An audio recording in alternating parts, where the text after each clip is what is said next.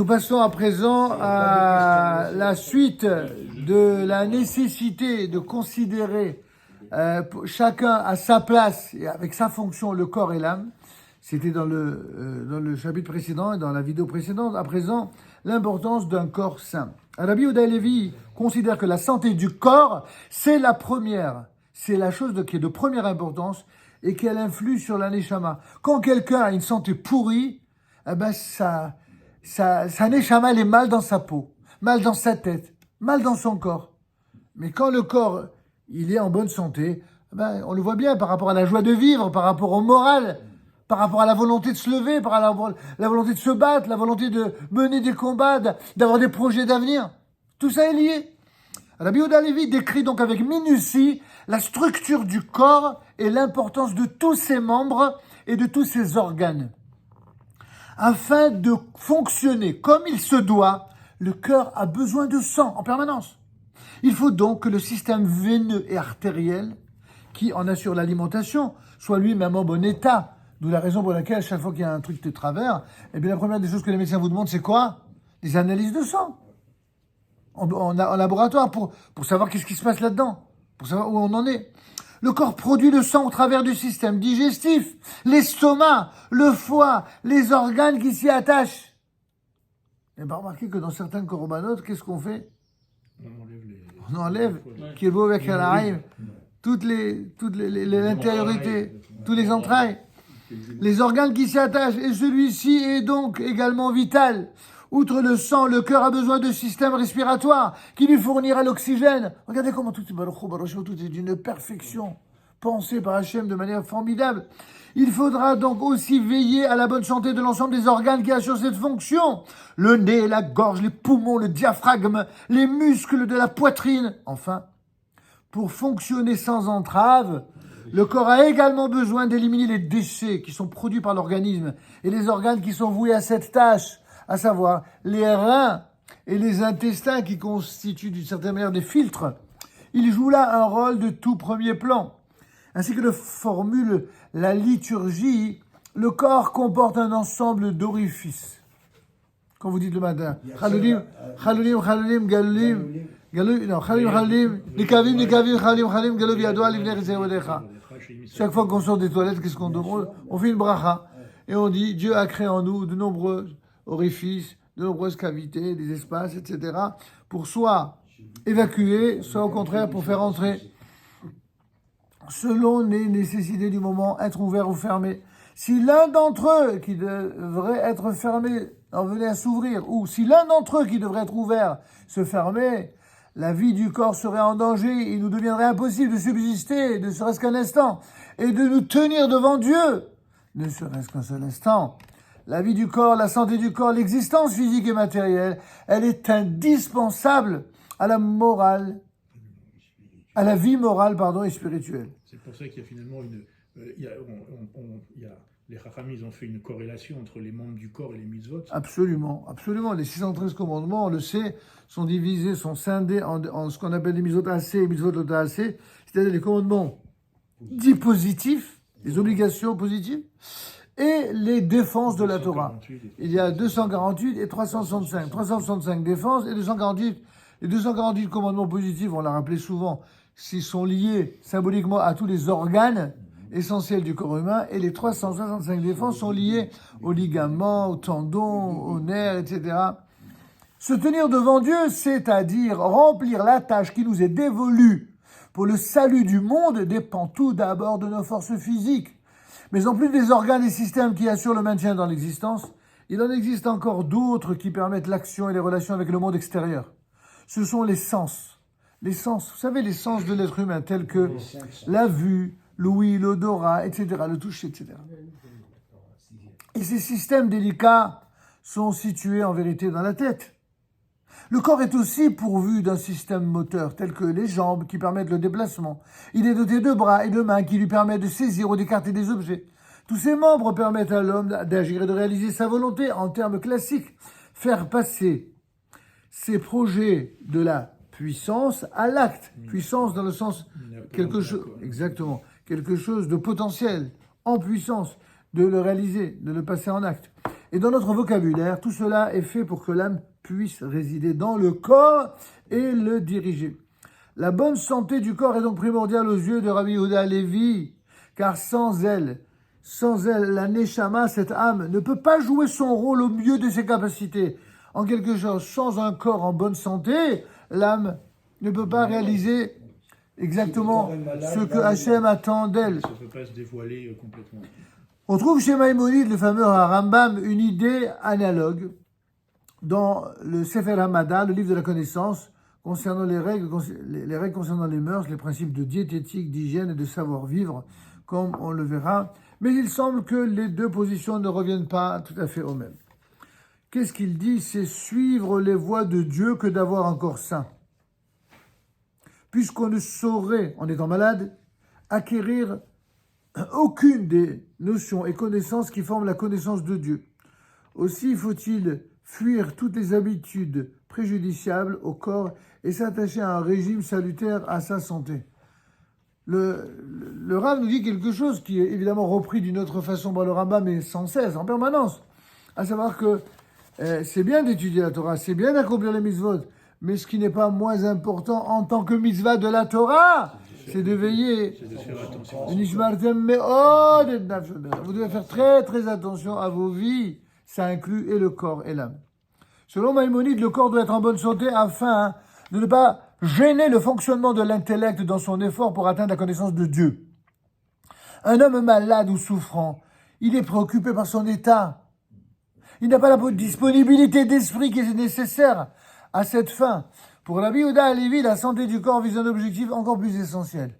C'est l'union de l'âme et du corps qui en dépend. Le lien qui les unit est d'autant plus solide que le corps est plus sain. Et ça y est. La vitalité de l'homme se manifeste de manière très différente dans le monde.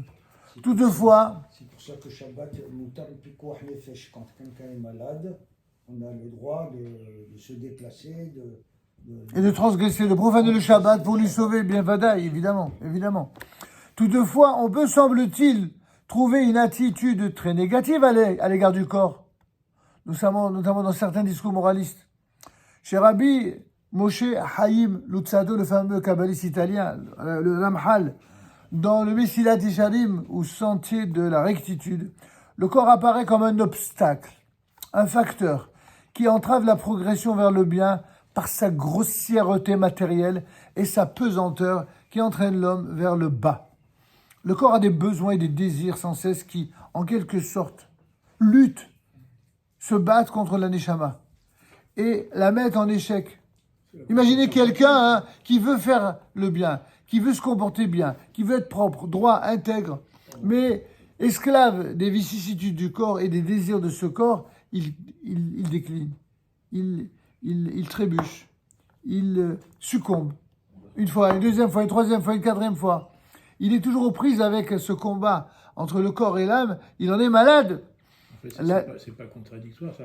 En réalité, ça dépend de ce qu'on veut. Ça dépend de la volonté qu'on a de savoir comment on va utiliser notre corps.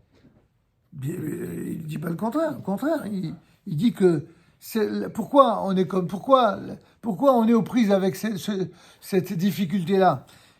Il répond, il dit que l'attitude de Rabbi Yehuda Halevi, elle n'est pas vraiment la même que le Ramchal. Le Ramchal... Mais c'est pas incompatible les deux, c'est ça que je veux dire. En tout cas, on va voir où il va nous amener, mais il dit que l'attitude de Rabbi Yehuda Halevi, elle est différente.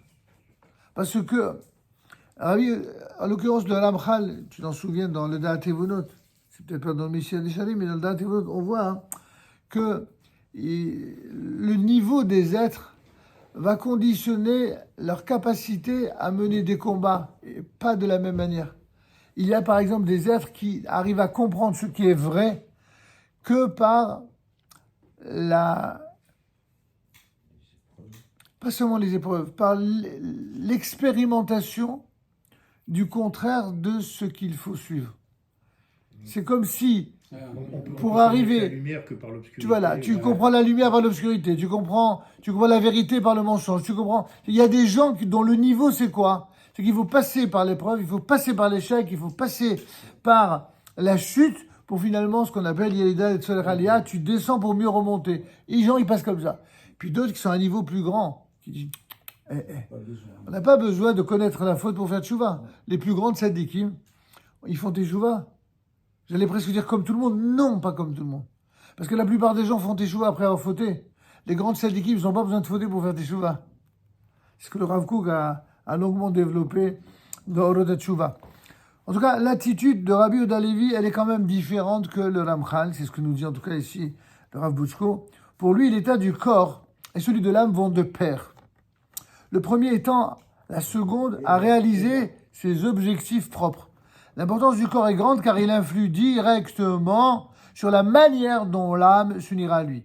Le Rav Kook, apparemment, dans la droite ligne de Rabbi Yehuda Levi, va s'exprimer à plusieurs reprises au sujet de l'importance de la santé et du renforcement du corps et sur leur effet sur la vie de l'esprit. Il écrit entre autres dans les Orot HaKodesh, les lumières de la sainteté, qui est un système de la morale de sainteté au troisième ordre, au paragraphe 51, il écrit entre autres rendre le monde meilleur en général et rendre meilleur l'Assemblée d'Israël en particulier, c'est le facteur qui fait que vient le temps du raffermissement de la volonté dans le monde. Vous entendez cette beauté-là? C'est lyrique, mais c'est d'une profondeur extraordinaire.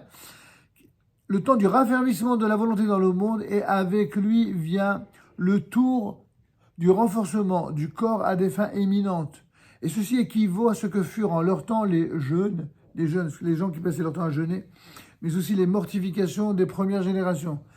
Dans les premières générations, le fait de se priver, de jeûner, de s'infliger des mortifications, c'est ce qui leur donnait la force d'une volonté de se hisser à des niveaux supérieurs. Et puis dans des générations plus récentes, ça marche pas comme ça. Ça ne marche pas comme ça. Ça n'est pas, on le voit bien à l'image des générations, ça n'est pas par les privations. Enfin, je me souviens pourtant, j'ai pas 500 ans quand même. Quand j'étais petit, mon père nous disait, Chasvé Shalom, de manger quoi que ce soit avant la prière, ça n'existait pas. La seule chose qui était admise, parce que c'était admise par tous les poskim, c'était de boire. Boire un café, et même avant de jeûner, c'était comme les Mekoubalim le disent, c'était boire uniquement café, thé ou de l'eau, mais pas manger, rien du tout, en aucun cas. Aujourd'hui, mais même dans les milieux les plus orthodoxes, à part les plus grands ou les plus anciens, vous voyez, tout le monde mange. Pourquoi ils mangent? Je parle des milieux pieux, mais au moins ils font kidouche avant de manger, et au moins ils le font chez eux, ils font pas ça pendant la prière à la synagogue. C'est déjà quelque chose.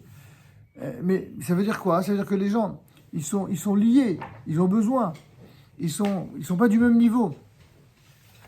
De notre temps, on arrive à la conclusion, de notre temps, le service de Dieu ne passe plus par les jeûnes et par les mortifications. D'ailleurs, c'est ce que déjà le Ramchal, dans son introduction, le Ramchal lui-même, il le dit dans son introduction au Mishil Shalim. Certains croient qu'on peut arriver à la piété, au culte parfait, par des jeûnes, des mortifications, et de se tremper dans de l'eau glacée pour le mikvé. Il dit, mais ça, le bon sens ne peut pas admettre une chose pareille. Pourtant, c'est un des plus grands Mekoubalim qui dit ça. Imaginez en quoi il était en avance sur son temps. Même le Rambam avant, le Rambam l'a dit autrement. Exactement. Les chrétiens se sont servis de ça pour faire leur fameuse retraite, etc. En fait, ils se sont servis des premières traditions juives de l'époque. De notre temps, le service de Dieu ne passe plus par les jeûnes et les mortifications comme ce fut le cas jadis. Bien sûr qu'on continue de jeûner pour les jeûnes institués, mais ça s'arrête là. Au lieu d'affaiblir le corps, il faut le rendre fort à des fins plus éminentes. De cette façon, l'esprit de l'homme se renforcera lui aussi. Il trouvera en lui-même ressources nouvelles et ferveur au service de Dieu, la volonté d'agir dans le monde plutôt que de rester indifférent se raffermira. Donc ce qu'il faut, c'est en quelque sorte renforcer la volonté. Et bien que cet accomplissement ne soit pas encore réalisé dans toute sa plénitude, il n'en reste pas moins que ce mouvement se poursuit et lui du verbe luire, et lui de plus en plus. Nous sommes au cœur d'un processus irréversible, allant dans ce sens, à savoir ce que nous appelons la sortie de l'exil et de retour à l'existence plénière de la nation, existence qui implique et requiert la vigueur physique dont l'importance ne doit pas être sous-estimée. Comprendre cela Comprendre l'importance de la qualité du lien qui unit l'âme au corps est une leçon que nous avons déjà apprise chez Rabbi Yehuda Levi. Tout ceci nous amènera la prochaine fois à comprendre ce que signifie la vie selon la Torah. Il est en train de dire que là, il faut que l'État d'Israël doit être fort. Oui, absolument. Sa nation elle-même et le. Tant au plan tant physique, qu'au plan même matériel, militaire. qu'au plan... Mais évidemment, de toute façon, est quand la on dit seule- physique, ça Oui, inclut mais là, militaire et l'armée. Ce qui n'était pas le cas avant. Et là, il explique qu'on est sur un processus sur lequel on ne pourra pas. Il faut qu'on soit de plus en plus fort pour pouvoir résister et s'approcher de plus en plus. Si déjà vous citez le Rav Kook, c'est le Rav Kook qui a dit à propos des Maccabim, il dit qu'à la fin des temps, l'âme des Maccabim, l'âme des Maccabim qui a volé en éclats et a produit des étincelles seront réunis en un véritable faisceau lorsque le peuple juif reviendra sur sa terre et produira un peuple nouveau avec une armée nouvelle qui justement réunira ces fameux faisceaux, ces fameuses étincelles où l'unité parfaite entre le corps et l'âme, mais aussi le corps de la nation et l'âme de la nation, eh bien, seront au service d'Akadosh Baruch Hu. Bezrat Hashem. Comme j'étais absent pendant un mois, 4 ou 5 semaines, j'étais pas là pour le